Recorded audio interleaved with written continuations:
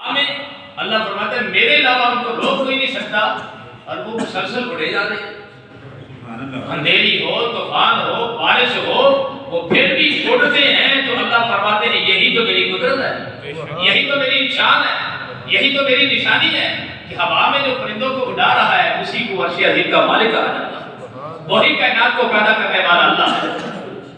تو فرمایا کہ کسی کے اندر جرأت نہیں کہ اڑتے ہوئے پرندے کو کوئی روک سکے، فضا میں، ہوا میں، آسمانوں میں جو اڑتے ہیں۔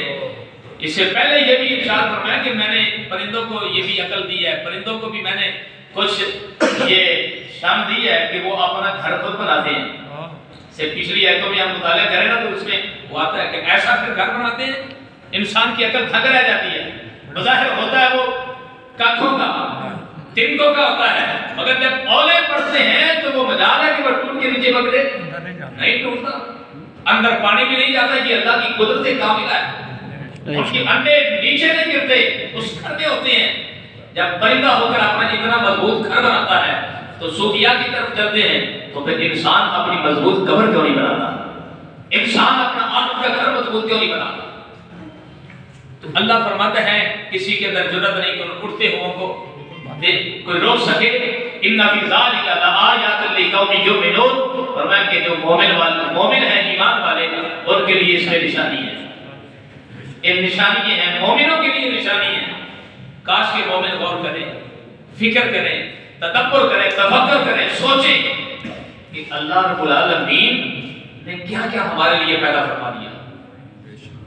اور پھر دیکھیں اگر انسان کی سائنس کی طرف جائیں تو اتنے بڑا یہ ٹنوں کے حساب سے اس کا وزن ہے جس کو جہاز کہا جاتا ہے، تو وہ بھی اڑ رہا ہے، مگر اس کی کچھ مدت ہوتی ہے، بعد کا اس کی مشینری خراب ہو جائے تو وہ نیچے گر جاتا ہے، وہ ٹوٹ جاتا ہے، حادثہ لاحق ہو جاتا ہے۔ مگر وہ جو اتنا وزنی اڑ رہا ہے تو وہ بھی اللہ کی شان بتا رہا ہے کہ جس انسان کو اللہ نے بنایا اس انسان نے اڑنے والا جال بنا دیا۔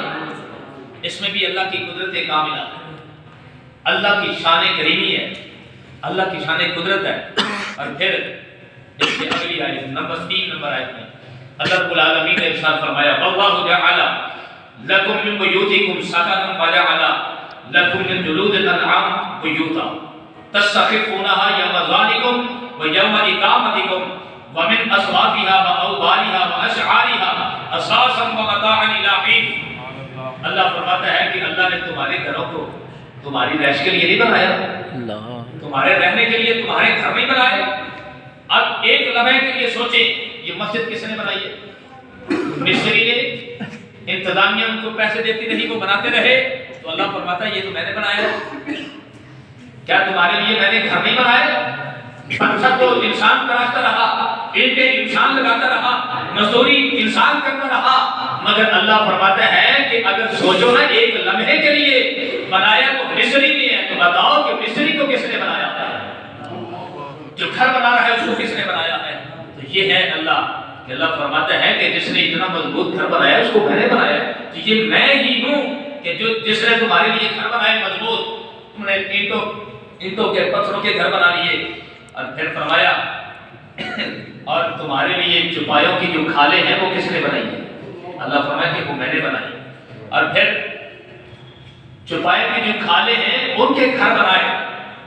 جو ہم سفر میں چلتے ہیں اللہ فرماتا ہے جو تم یہ سفر میں جاتے ہو تو اٹھا کر لے جاتے ہو، جس کو تمبو کہا جاتا ہے، جس کو خیمہ کہا جاتا ہے، اور فرمایا کہ وہ ہلکے ہوتے ہیں۔ تمہارے سفر کے دن تم جہاں ٹھہرتے ہو، جہاں تم نے قیام کرنا ہوتا ہے، یوم ظعنکم و یوم اقامتکم، تمہاری منزلوں کے دن جب تم سفر کرتے ہو، وہاں ٹھہرتے ہو، تم پھر گرمی اور سردی بارش دھوپ سے بچنے کے لیے خیمہ بناتے ہو، اور ان کھالوں کا تو فرمایا کہ وہ کس نے بنایا؟ وہ بھی اللہ ہے جس نے تمہیں عطا فرمایا ہے۔ اللہ فرماتا ہے پھر یہ بکریوں کی بھیڑوں کے جو اون ہے وہ بھی تو اللہ نے بنائی، اونٹوں کی پشم جو ہے وہ بھی اللہ نے بنائی، اور فرمایا کہ پھر بکریوں کے بال اللہ نے بنائے، ان سے تم گھر کا سامان تیار کرتے ہو، تو اللہ فرماتا ہے کہ کچھ مدت تک تم اس کو برتتے رہتے ہو، وہ تمہارے برتنے کے لیے کام آتے ہیں۔ مسلح بن جاتا تھا چمڑے کا، اب موزے بن جاتے ہیں، جیکٹ بن جاتی ہے چمڑے کی، اور اس کے علاوہ اور چٹائیاں بن جاتی تھی. تو اللہ فرماتا ہے کہ یہ کس نے بنائی ہے؟ وہی ہے جس نے عرش عظیم کو بنایا ہے. وہ اللہ ہے کہ جس نے تمہیں اتنی نعمتیں دی. نمبر 4 فرمایا واللہ جعل لکم مما خلق ظلالا وجعل لکم من الجبال اکنانا وجعل لکم سرابیل تقیکم الحر وسرابیل تقیکم بأسکم کذالک یتم نعمتہ علیکم لعلکم تسلمون. فرمایا کہ اللہ نے تمہیں اپنی بنائی ہوئی چیزوں سے سائے نہیں دیے. جب تم نے دھوپ سے بچنا ہو تو سائے کے نیچے آتے ہو. فرمایا کیا تمہیں اللہ نے یہ سائے نہیں دیے؟ اللہ نے سائے نہیں بنائے تمہارے لیے. اور فرمایا کہ پھر تمہارے لیے پہاڑوں میں چھپنے کی جگہ نہیں بنائی. وہاں غریب امیر رہتے تھے. فرمایا کہ تمہارے لیے ہم نے پہاڑوں میں بھی گھر بنائے. اور پھر فرمایا کہ اب تمہارے لیے کچھ پہناوے بنائے، تم پہنتے ہو، کپڑے بنائے جو تم پہن لیتے ہو، تمہیں گرمی سے بچاتے ہیں، سردی سے بچاتے ہیں. سردی اور گرمی سے بچنے کے لیے اللہ فرماتا ہے میں نے تمہیں کچھ پہناوے دیے. اور پھر فرمایا کہ اور کچھ ایسے پہناوے دیے کہ جو لڑائی میں تمہارے کام آتے ہیں. اور وہ کیا تھے؟ ہتھیار ہے، زرہ ہے، جس کو کہا جاتا ہے ٹوپ. سر پہ جو مجاہد رکھتے تھے وہ بھی. تو اللہ فرماتے ہیں کہ وہ تمہاری حفاظت کے لیے جو پہناوے دیے وہ بھی میں ہی ہوں جس نے تمہیں عطا فرمائی. اور آگے اللہ فرماتے ہیں کذالک یتم نعمتہ، اسی طرح اللہ اپنی نعمتوں کو پورا کر دیتا ہے تم پر. لعلکم تسلمون، کاش کہ تم اس کا فرمان مان لو. تم جھک جاؤ اپنے رب کے سامنے کہ اللہ نے تمہیں اتنی نعمتوں سے نوازا ہے. تمہیں گرمی سے بچانے کے لیے گرم کپڑے دیے، گرمی سے بچانے کے لیے ٹھنڈے کپڑے دیے، اور سردی سے بچانے کے لیے گرم کپڑے عطا کر دیے، اور دشمن کی تلوار سے بچنے کے لیے تمہیں اللہ نے ڈھال عطا فرما دی. اور پھر زرہ عطا فرما دی. تم پہن لیتے تھے لوہے کا لباس، اور پھر تمہیں نیزہ بھی دیا، تلوار بھی دی، اور جو تم دشمن پر وار کرنے کے لیے اپنے آپ کو بچاتے. یہ اللہ رب العالمین نے یہاں ارشاد فرمایا. پھر اللہ فرماتا ہے کہ میرے محبوب فَإِن تَوَلَّوْا فَإِنَّمَا عَلَيْكَ الْبَلَاغُ الْمُبِينُ، اے محبوب جو منہ پھیر لے صرف آپ کی ذمہ داری ہے کہ کھلا ان کو پیغام پہنچا دے، ان تک پیغام دے دے کہ میرے اللہ کا پیغام کیا ہے. اگر یہ مان دے تو ٹھیک ہے، نہ مانے تو محبوب آپ کی ذمہ ہے کہ پیغام پہنچا دے. تو اللہ فرماتا ہے یہ ساری نعمتیں لے کر، دیکھ کر، سوچ کر چاہیے تو یہ تھا کہ مسلمان ہو جاتے، مگر کافر کے کافر رہے. آگے میرا اللہ فرماتا ہے یعرفون نعمت اللہ ثم ینکرونها واکثرهم الکافرون، وہ اللہ کی نعمتوں کو پہچانتے ہیں، جو انکار کرتے ہیں وہ پہچانتے ہیں. اللہ فرماتا ہے پھر بھی اس کا انکار کر دیتے ہیں. تو اللہ فرماتا ہے کہ اکثر جو انکار کرتے ہیں وہ کافر ہیں. اللہ کی نعمتوں کا جو اکثر انکار کرتے ہیں وہ کافر ہیں. یہاں پر الحمدللہ ہم مسلمان تو ہیں.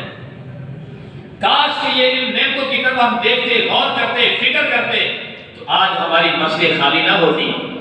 ہم اپنی مسجدوں کو بھر لیتے تو اللہ کو سجدہ کر کے بتاتے لوگوں ہم اس اللہ کو سجدہ کر رہے ہیں کہ جس نے ہمیں یہ نعمتیں دی ہیں، جس نے یہ اللہ نے نعمت دی ہے، چھت بن گئی مسجد کی، یہ صفحے دی بڑی، اور پھر اللہ نے سردیوں میں ہیٹر دیے جو جلا کر ہم گرم کمرہ کر لیتے ہیں، گرمیوں میں اللہ نے اے سی دیے ٹھنڈا کر کے ہم نماز پڑھ لیتے ہیں. یہ ساری نعمتیں اللہ کی، کیونکہ اللہ نے قرآن میں فرما دیا نا کہ میں نے پہناوے دیے گرمی سردی سے تمہیں بچنے کے لیے پہنتے ہو. تو یہ بھی گرمی سردی میں آتے ہیں ہیٹر اور یہ اے سی جو ہے نا، گرم پانی ٹھنڈا پانی، یہ سارا یہ اللہ کی نعمتیں ہیں. کاش کی یہ نعمتیں ہم غور کرتے تو اپنی مسجدوں کو بھر لیتے، بے نمازی نہ ہوتے، ہم سجدہ کرنے سے انکاری نہ ہوتے. کتنی بار اذان ہوتی ہے؟ 5 بار. ایک دن ایسا کر کے دیکھ لیں، امام کو کہیں جی 2-3 بار اذان کٹھی پڑھ لیں. تمہارے جہاں پر 5 نمازی ہوتی ہے نا، اس وقت 10 نمازی آئیں گے مگر نماز پڑھنے نہیں، صرف اس لیے مولوی صاحب کی ہو گیا تو ہم 3 بار اذان پڑھ دیتی ہے. اسی طرح ہوگا اور ہوتا ہے. صرف غلطی نکالنے کے لیے آتے ہیں، اپنی اصلاح کے لیے کوئی نہیں آتا، مسجد کو بھرنے کے لیے کوئی نہیں آتا، مسجد میں نماز پڑھنے کے لیے کوئی نہیں آتا. صرف ایک غلطی نظر آ جائے، ٹائل غلط لگ جائے نا، انتظامیہ سوتی سی کتنے سی پیسے ضائع کر. یہ معاملات بڑے نکالنے کے لیے آئیں گے. کاش کہ یہ امت مسلمان اپنے گریبان میں جہاں کے دیکھ لیں گے یار ہم نے اپنے رب کو سجدہ کرنا ہے، جتنی بڑی ہم نے مسجد بنا دی اس کو بننا نہیں ہے، بڑی سے بڑی مسجد بھی کھا لی ہے، چھوٹی سے چھوٹی مسجد بھی کھا لی ہے۔ تو نعمت اللہ نے ہمیں سب کچھ عطا فرمایا، ہر نعمت اللہ نے مسلمانوں کو عطا فرمایا۔ آگے سبحان اللہ مسلمان کا کام تھا نہیں سنبھلی، اس میں اللہ اس کے رسول کا قصور نہیں ہے، اپنا قصور ہے کہ ہم اللہ کی نعمتوں کی قدر نہیں کرتے۔